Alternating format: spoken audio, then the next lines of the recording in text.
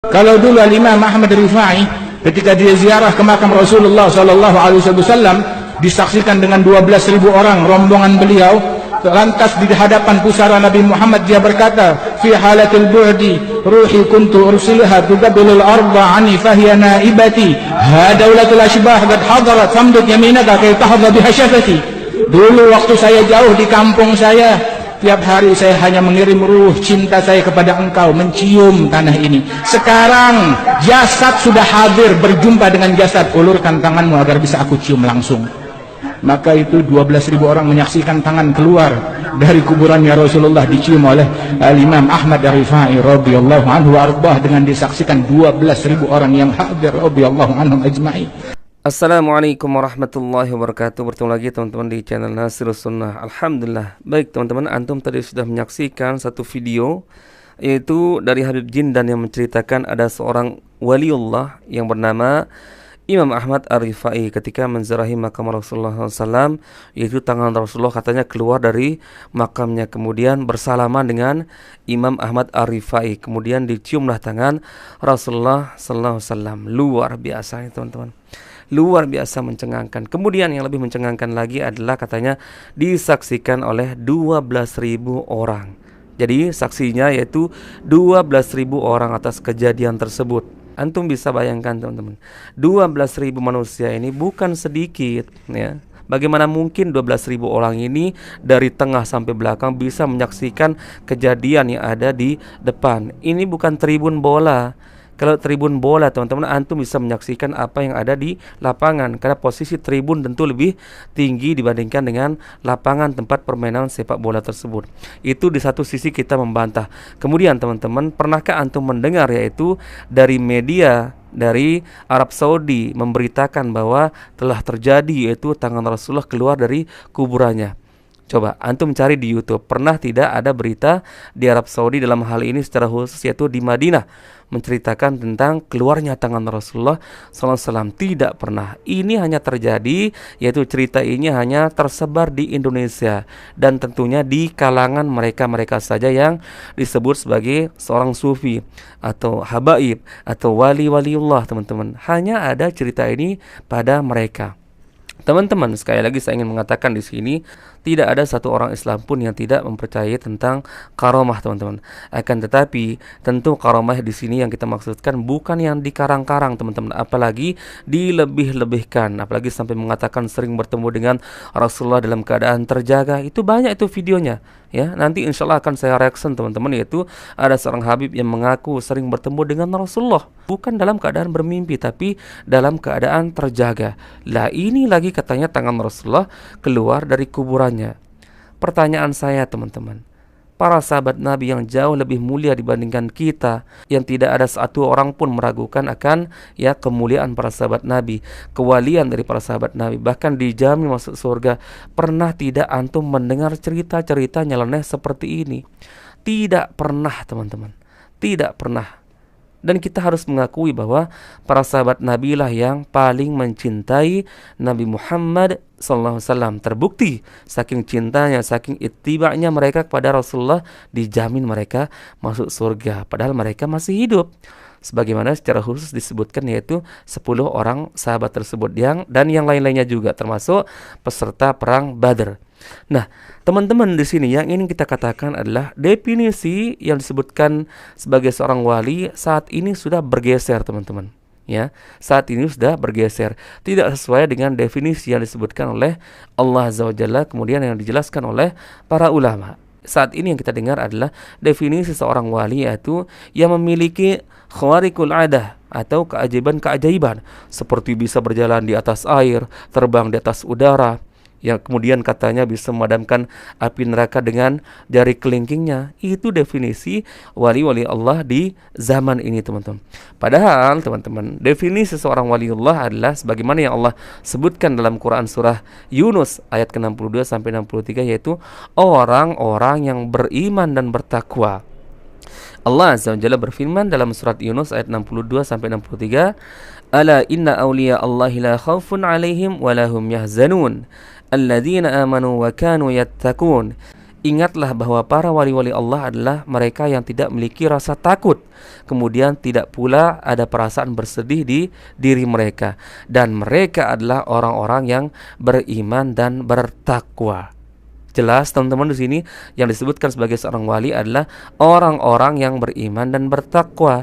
Dan tentunya ukuran seorang dikatakan beriman dan bertakwa adalah bukan masalah keajaiban-keajaiban tersebut teman-teman, yaitu menjalankan perintah Allah Azza wa Jalla dan menjauhi larangan Allah Azza wa Jalla. Kemudian disebutkan oleh para ulama seperti Al-Imam Tabrani yang meninggal kalau tidak salah tahun 300 Hijriah, yaitu seorang wali adalah orang-orang yang bertakwa kepada Allah Azza wa Jalla, menjalankan segala perintah Allah Azza wa Jalla dan menjauhi larangannya. Kemudian Al-Imam Sya'di rahimahullahu taala menyebutkan juga dengan perkataan yang sama seperti Al-Imam Tabrani rahimahullah, yaitu seorang waliullah adalah orang-orang yang bertakwa dan beriman kepada Allah Azza wa Jalla, menjalankan perintah Allah Azza wa Jalla dan menjauhi segala larangan Allah Azza wa Jalla.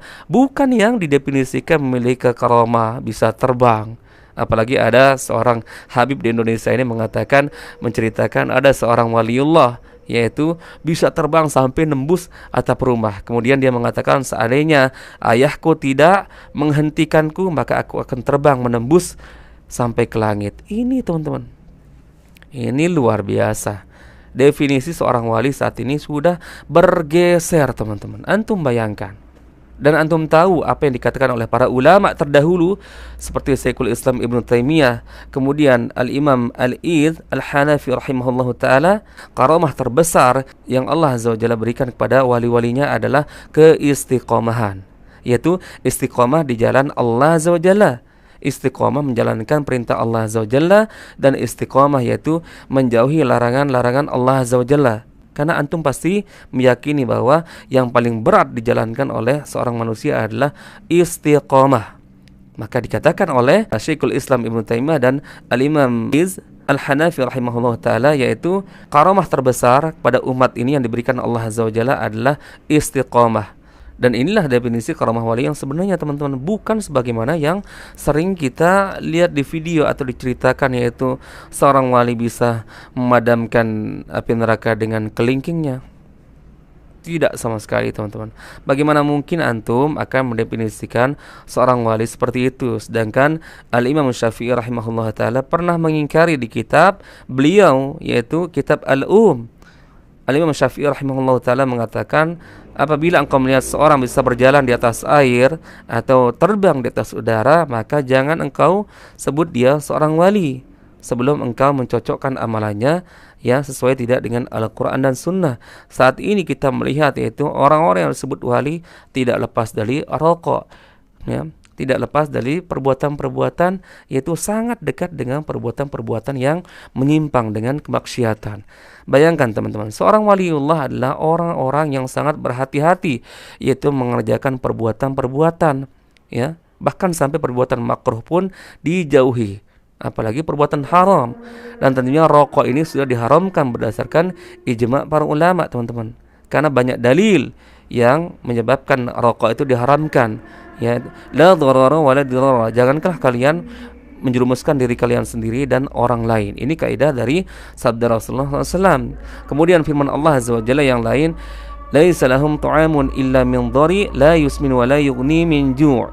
Tidak ada makanan bagi penghuni neraka jahanam selain dari buah zakum, buah yang berduri, yang tidak bisa mengenyangkan perut dan tidak bisa menghilangkan rasa lapar. Maka disamakan ilatnya dengan rokok yang sama sekali tidak bisa mengenyangkan perut dan tidak bisa menghilangkan rasa lapar.